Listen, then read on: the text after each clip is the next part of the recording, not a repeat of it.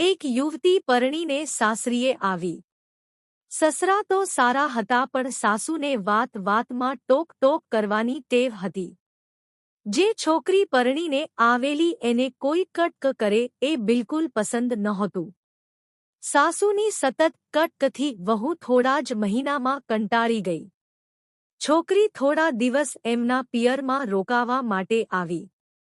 મમ્મીએ દીકરીનો ચહેરો જોઈને જ અંદાજ લગાવી લીધો કે એમને સાસરિયામાં કંઈક તકલીફ છે એટલે એમણે દીકરીને એકાંતમાં બોલાવીને જે હોય એ પેટ છૂટી વાત કરવા માટે કહ્યું। દીકરીએ બધી જ વાત કરી અને પછી કહ્યું, મમ્મી મને તો ઘણીવાર એવું થાય છે કે મારી સાસુને મારી નાખું નહીંતર હું મરી જઈશ। મમ્મીએ દીકરીને સમજાવતા કહ્યું, બેટા જો તું આવું કરીશ તો તારે જિંદગી જેલમાં વિતાવવાનો વારો આવશે। હું તને એક એવો ઉપાય બતાવું કે તારી સાસુ મરી જાય અને તારા પર કોઈ આક્ષેપ પણ ન કરે। છોકરીએ કહ્યું, મમ્મી મને જલ્દી એ ઉપાય જણાવ। મમ્મીએ દીકરીને હળવા અવાજે કહ્યું, હું તને એક દવા આપીશ। એ ધીમું ઝેર છે। રોજ થોડું થોડું તારા સાસુના ભોજનમાં નાખજે એટલે 6 મહિના પછી એની અસરથી તારી સાસુ મરી જશે અને કોઈને તારા પર શંકા પણ નહીં જાય। બીજા દિવસે માએ દીકરીને એક દવા આપી। દીકરી રાજીની રેડ થઈ ગઈ કે 6 માસમાં મારી બધી જ સમસ્યા ઉકેલાઈ જશે। દીકરી સાસરે જવા વિદાય થઈ ત્યારે માએ એને કહ્યું, બેટા તારે એક ખાસ બાબતનું ધ્યાન રાખવાનું છે કે આ 6 માસ દરમિયાન તું એક આદર્શ વહુ બનીને રહેજે।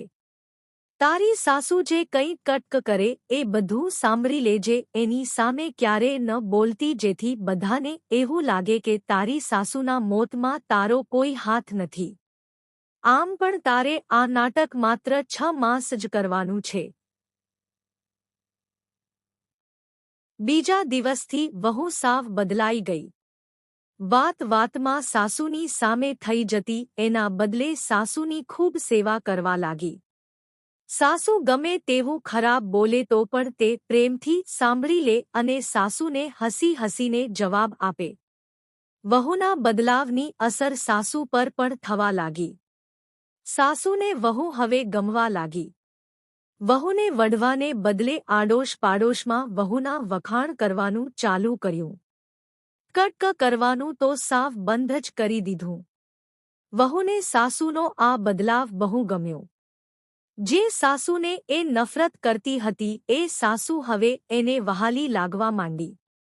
મમ્મીએ આપેલી દવાથી સાસુ હવે થોડા મહિનામાં મરી જશે એ વિચારથી એ ધ્રુજી ઉઠી। પિયર જઈને મમ્મીને કહ્યું, મમ્મી મારી સાસુ સાવ બદલાઈ ગઈ છે। મને ખૂબ પ્રેમ કરે છે।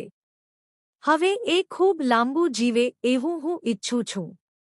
મને કોઈ એવી દવા બતાવ જે આ ઝેરને બિન અસરકારક કરી દે।